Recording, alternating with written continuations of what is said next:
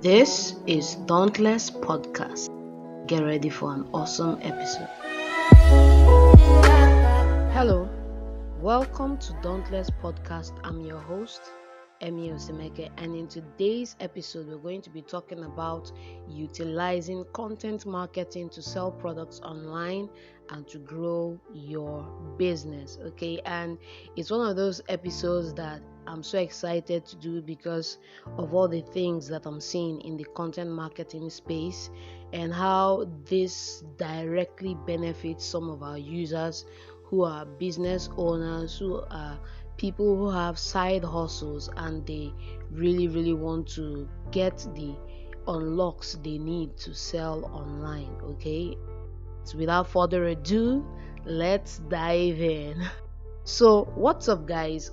What is content marketing, and how do we use content marketing to sell stuff and grow a brand presence? Okay, we are living in the creator economy, and it's one of the most fascinating periods of time to be alive. Why? Because all over the world, people are waking up to the fact that they don't need to toe the old route to make money in this day and age. Okay, a lot of people are making money just off YouTube, off TikTok, off social media, and in the creator economy, content is king and engagement is queen. So let's talk about content, which is one of the most important things that happens in our day-to-day life. Okay, we see content online. It could be in the form of pictures, it could be in the form of videos, it could be in the form of graphic design, it could be in the form of sound bites. Okay, content comes in different shapes and sizes. Okay, and when you factor in NFTs, generative AI, art, and so many other things to content is actually a very ever shifting, ever moving, kaleidoscope that is ever in motion. Okay, so if at any point in time, as a content creator, as a business owner, you are not keeping abreast with the trends, the technologies, and the things that are happening, guess what? You find yourself stuck in the past and the market has left you. Okay, so content marketing.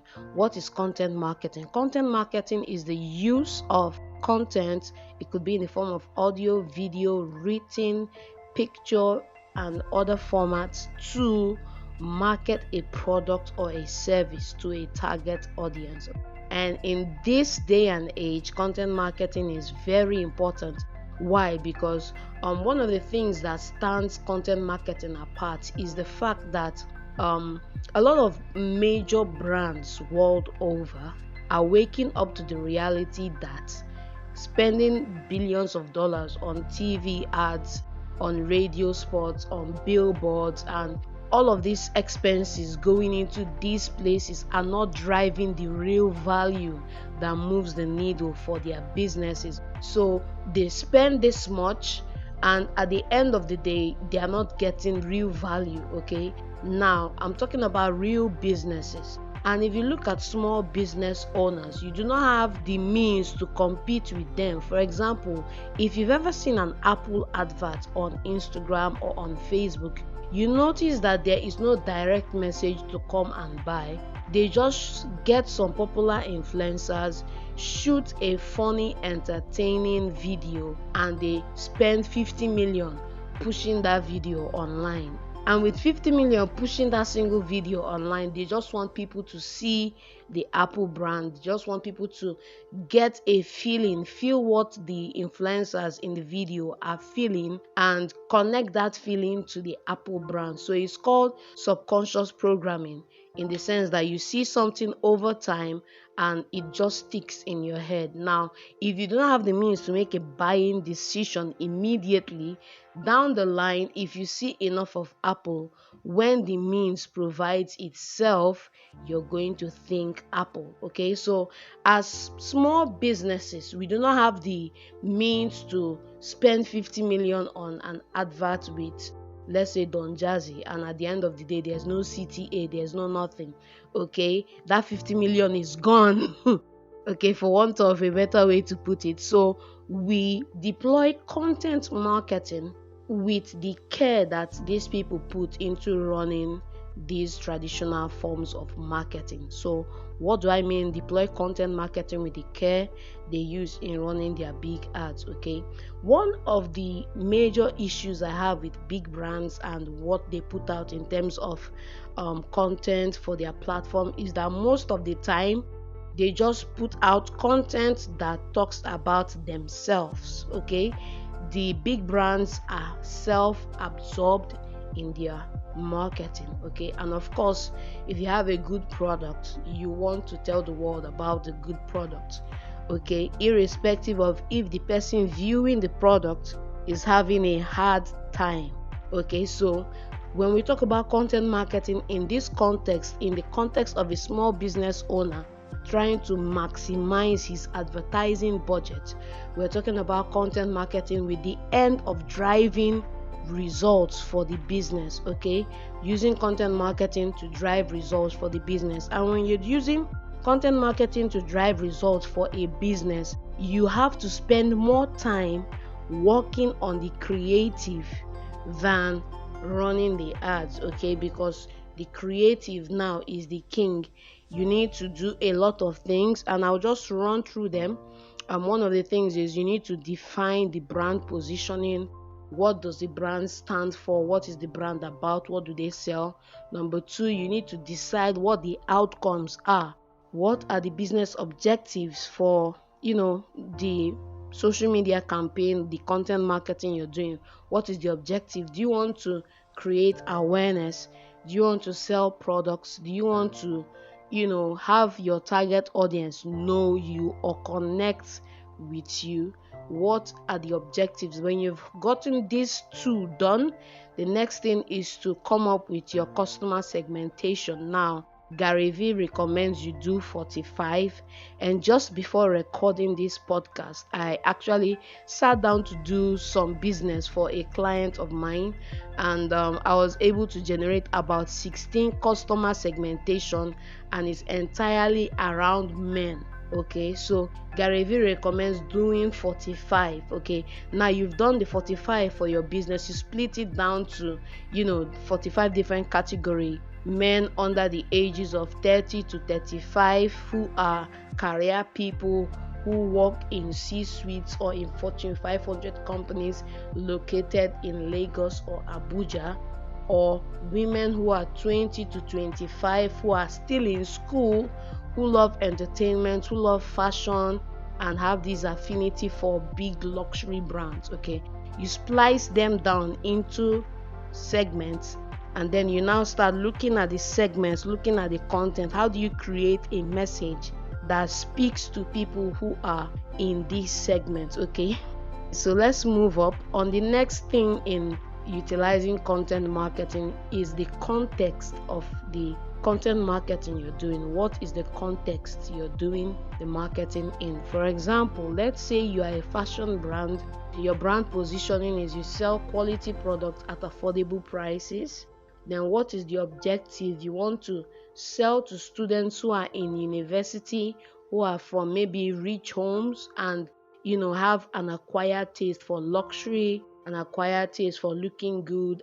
So that is the context. Now you can now sit down and create a creative around this group of people, young male, female, under 25, 20, 25, who are on campus, who are fashion sensitive, who are from a wealthy background. Okay, and you can now key these people as your customer segment. Okay, then you now look at the content. Now, what platforms are you currently using? What platforms and what formats do these people vibe to? Okay, I don't need to tell you that if you are living in this day and age and you're selling anything online, if you're not on TikTok, you are wrong and you will miss out. You need to consider the platforms they are on. So basically you need to decide the platforms, and then you need to look at what type of culture do these people vibe to. Okay, one of the themes among people in the 20 to 25 age right now in Nigeria is the crypto wave, okay, the NFT wave, the Web3 wave, the blockchain wave, the future of work wave, which is people are working remote nowadays, is a reality for them. These are waves and trends that are part of popular culture in Nigeria. And any message you're crafting towards these people, you need to be speaking to some of these trends. Okay, so let's just give you a categorical example. Okay, now when you're talking about creating content in the content marketing context, you have to consider 4 factors. You have to consider the target audience, the platform, the format, and the timing or season. For example, let's say we are heading towards end of semester and people are going to be leaving campus, going back home. Would that be a good time to do a campaign? Probably wouldn't, because they are going back home. They are probably drained. They finished all their money. They are going back home. Okay. So if you wanted to do a campaign, you will target it just when they are coming back into school. Let's say you hear that UNEC is resuming in 2 weeks time, 1 month time. You can sit down with your team, craft a skit, craft a short video or design, and use that to communicate. Okay, so you could have just a simple flyer with somebody looking fly in the flyer, and the caption could be, what new look are you sporting to your neck this coming April? Shop right now for the latest feeling your product. So now you do this. Let's say you do it as a picture, as a graphic design. You can lace music under it, and then you can add some effects on the picture, and that is a 5-10 second reel, and you can now link it to your online shop. Okay, so it's super insightful to the target audience because you mentioned their school in the design.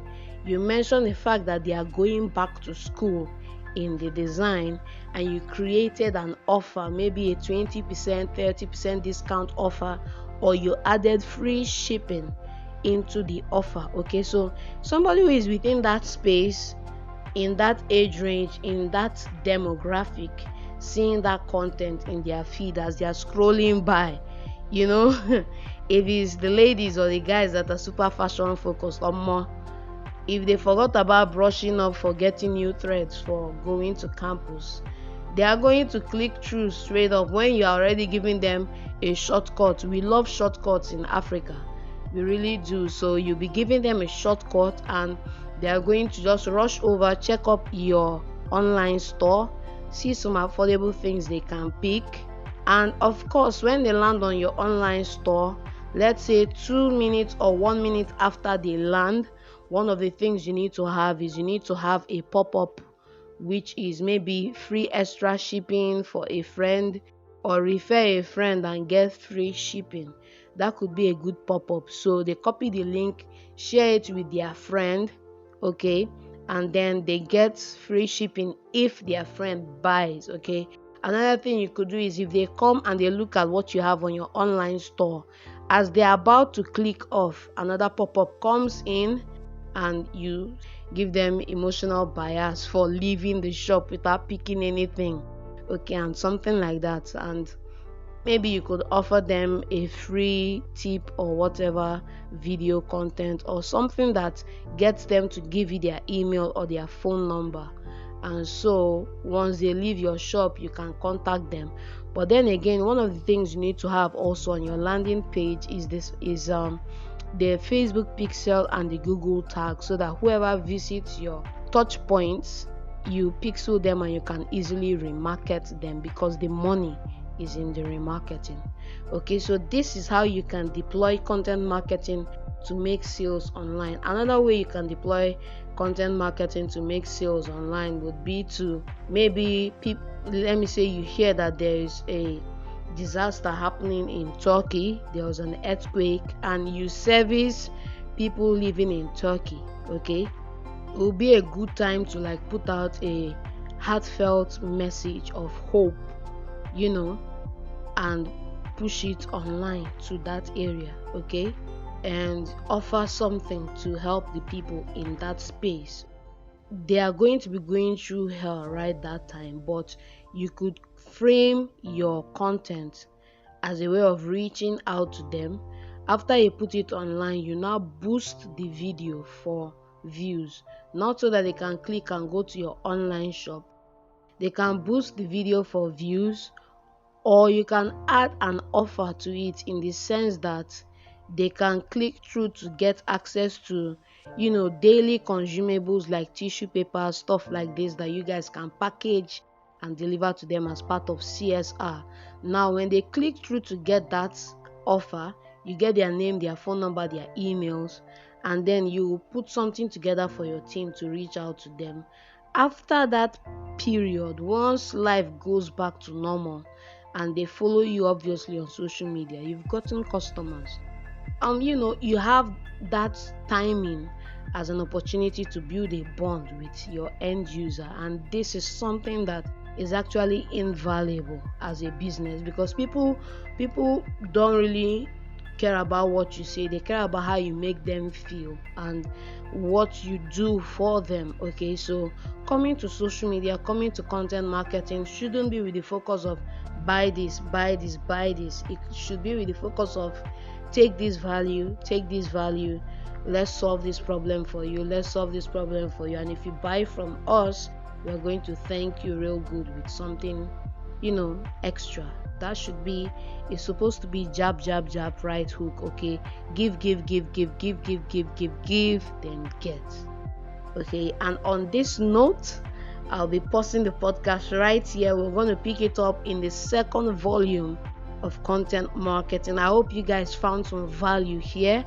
I hope you guys reach out to me in the comment section, and I hope you guys also share, like, send this to a friend who's trying to sell something online. And if you can also join our community on Telegram. It's going to be t.me/Dauntless podcast. Let's mingle, let's come together, and let's see what wonderful things we can build together. Till I come your way next time, my name is Emi Osemeke, live from Dauntless Studios. I'm super proud to be doing this with you guys. I hope you found value here today. Hit me up in the comment section and let's continue this conversation on social media. Peace out.